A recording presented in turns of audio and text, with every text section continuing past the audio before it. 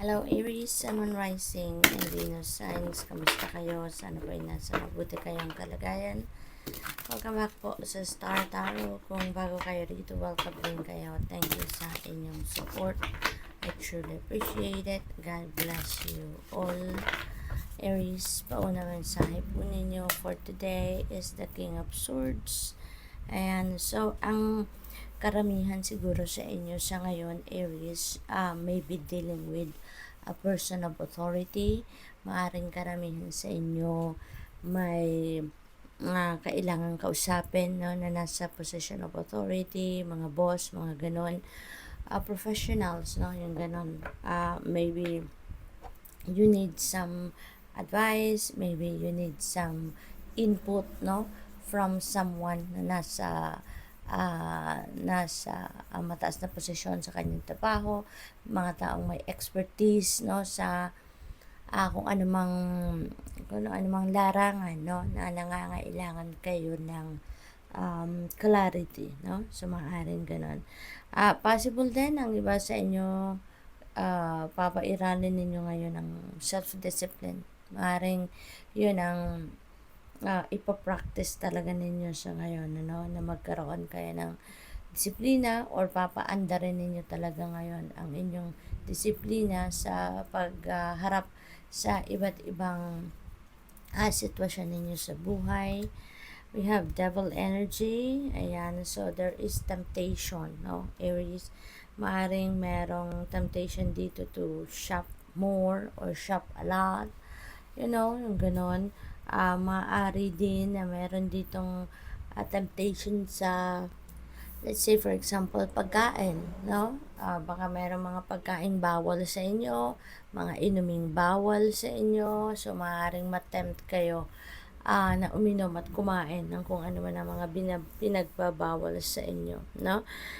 This could be about materialism, addiction, no? Ang addiction na yan, napakalawak, no, ng addiction. It could be addiction to love, addiction to tao, addiction to shopping, addiction to food, to vices, no, yung mga ganon.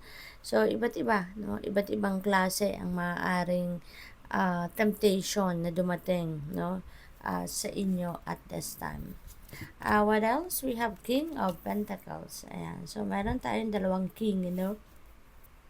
So you may be surrounded with influential people. You may be surrounded with people na siguro mga ano ito, mga merong mga great influences sa inyo, depende sa inyong sitwasyon. Baka sila yung mga nag-a-advise sa inyo, baka sila yung mga wise people around you na maybe giving you encouragement, tips, no, yung mga ganon. At saka si King of Pentacles also, this represents success, financial success, yung ganon, no. Si King of Pentacles represents also wealth, so maaaring may kayamanang paparating, or you could have additional wealth coming your way. This also represents prosperity in abundance, stability, no, financially, at saka ano ito yayamanin na si King of Pentacles nasa tugatog na siya ng tagumpay, no. So posibleng ganun na ang magiging sitwasyon ninyo, Aries, na you will be financially stable kasi meron na kayong matanggumpay na negosyo, matagumpay na pinagkukuhanan na established na napagkukuhanan ng pera, yung source of income ninyo maaaring established, kaya magkakaroon na kayo ng parang nasa tugatog na kayo ng tagumpay pagdating sa pangkaperahang aspeto, no? So possible na ganun ang ganap. What else? We have the Emperor, Aries. This is your energy. Alam mo, maganda, no? Maganda ang pasok ng pera sa inyo sa ngayon, no? Kasi si Emperor din, this is also about stability, no? So most likely talaga mayroong mga perang paparating sa inyo at yan ang magagamit ninyo para makapag-establish na kayo ng inyong financial future, no? Magkaroon na kayo ng financial security and stability. Maaari din na ang iba sa inyo dito is going to be promoted, no, to a leadership role. Magkakaroon na kayo ng posisyon, no, wherein you're going to manage a department, manage a company, manage a group of people, manage a department, yung gano'n, ano. So siguro, kung hindi kayo gano'n ang sitwasyon, no, maaring kayo ay will be dealing with a leader. Maybe you will be dealing with a person of authority. Maybe you are going to be dealing with someone na nasa mataas na posisyon sa trabaho, no? So maaring gano'n ang ganap dyan.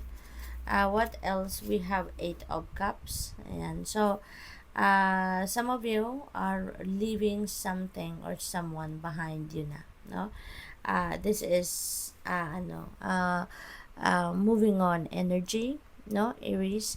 Maaaring meron kayong sitwasyon na hindi na nagsiserve ng inyong highest good, and maaaring ito ay isang sitwasyon na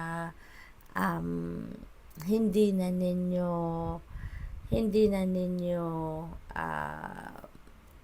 gusto, ano, hindi na ninyo ito kailangan sa buhay ninyo. Maaaring gano'n ang sitwasyon dito, Aries. Possible din, ano, na you are going to travel, no? There could be a physical travel happening dito. Meron din ditong papunta kayo, kung saan man kayo papunta, that is where you're going to be fulfilled, no? Yung feeling fulfilled kayo, feeling happy, yung gano'n, no? What else for Aries? We have Wheel of Fortune. Wow, Aries, napakaganda nito, no? This is good luck and good fortune on your side. Siswertehin kayo sa ngayon, no? There is good fortune and positive changes happening sa buhay ninyo, Aries. There is success, no? Magtatagumpay kayo. Pagtatagumpayan ninyo ang mga bagay-bagay na pinagkakaabalahan ninyo, lalo-lalo na pagdating sa pera. Now, this signifies financial success. So, napakaganda. Positive changes.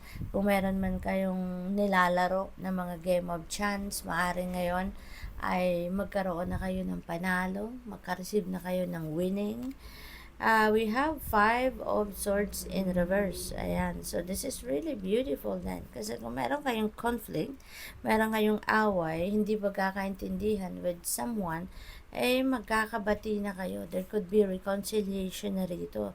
You may enter a compromise dito and you will be able to resolve, no, kung ano man ang problema ninyo, kung ano man yung hindi ninyo pinagkakaintindihan. You are definitely moving on. What else for Aries? Ace of Cups. Aries, napakaganda naman ito. This is new opportunities, new blessings coming your way na mag-create ito ng positive changes, no, sa buhay ninyo. So, maaaring ito, no, overflowing of blessings kayang matatanggap or yung feel ninyo is overflowing of blessings because of the overflowing of blessings na paparating sa inyo. Kaya yung saya, yung joy, yung happiness, no, talagang overflowing din yan. Siksik-liglig, umaapaw din ng saya because of beautiful blessings coming your way. There could be celebrations din dito, Aries, no? Maaari din na yung mga sisimulan ninyong bagong chapter sa buhay ninyo could be in various areas of life, no? Could be in love, could be in money, no, trabaho, career, pakikipagkaibigan. It could be in any area of life, depende sa inyong sitwasyon. So, good luck. Thank you for watching. Love and light. Namaste.